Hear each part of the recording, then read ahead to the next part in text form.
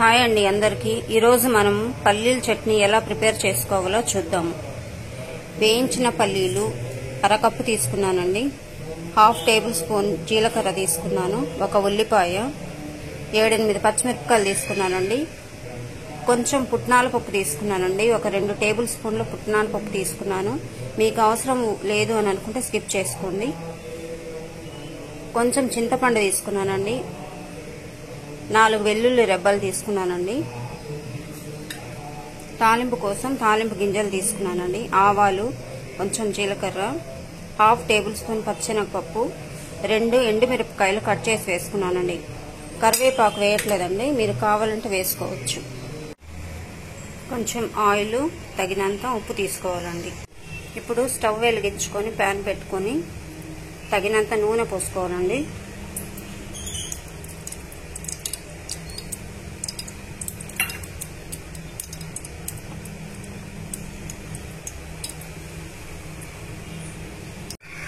నూనె వేడెక్కాక కొంచెము ఉల్లిపాయ ముక్కలు, నేను ఒక ఉల్లిపాయ తీసుకున్నానండి, అవి కట్ చేసి వేసుకుంటున్నాను.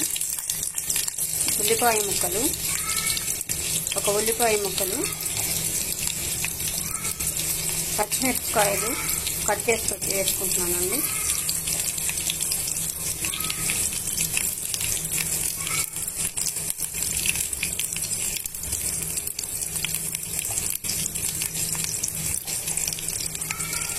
నాలుగు వెల్లుల్లి రెబ్బలు,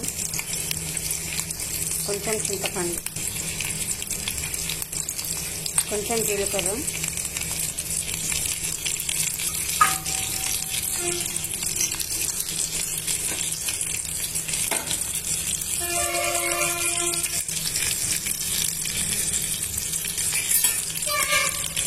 అన్నీ బాగా వేయించుకోవాలండి.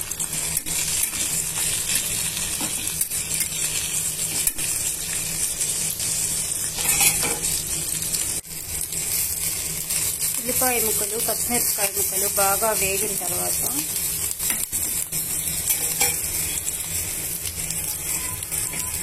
వేయించి పెట్టుకున్న పల్లీలు వేయాలండి. పల్లీలు వేసి అటు ఇటు మిక్స్ చేసుకోవాలి.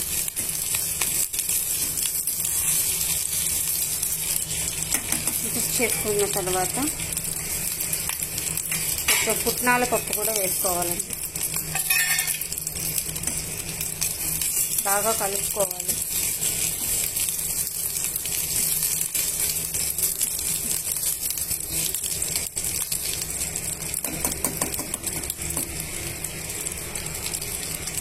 కాసేపు వేగనివ్వాలి.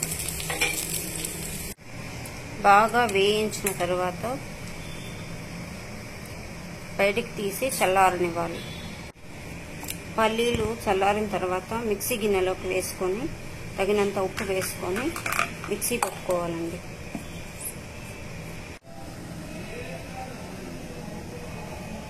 ఈ విధంగా మిక్సీ పట్టుకోవాలండి. ఇప్పుడు స్టవ్ మీద ప్యాన్ పెట్టుకొని కొంచెం ఆయిల్ పోసుకోవాలండి. తగినంత ఆయిల్ పోసుకున్న తర్వాత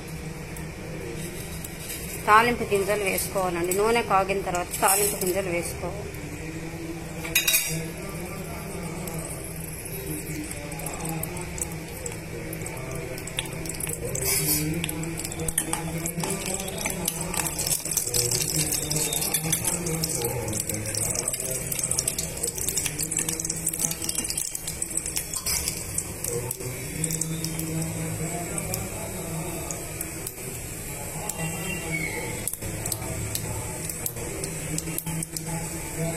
తాలింపు గింజలు వేగిన తర్వాత ఇందాక మనం గ్రైండ్ చేసి పెట్టుకున్న పల్లీల మిక్స్చర్ని ఇందులో వేసుకోవాలండి.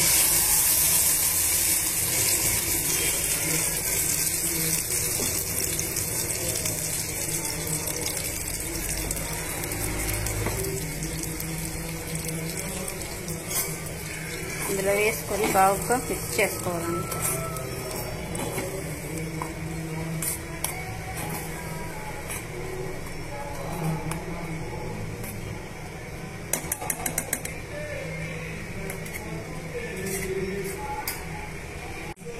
బాగా మిక్స్ చేసుకున్న తర్వాత కరివేపాకుతో గార్నిష్ చేసుకోవాలండి.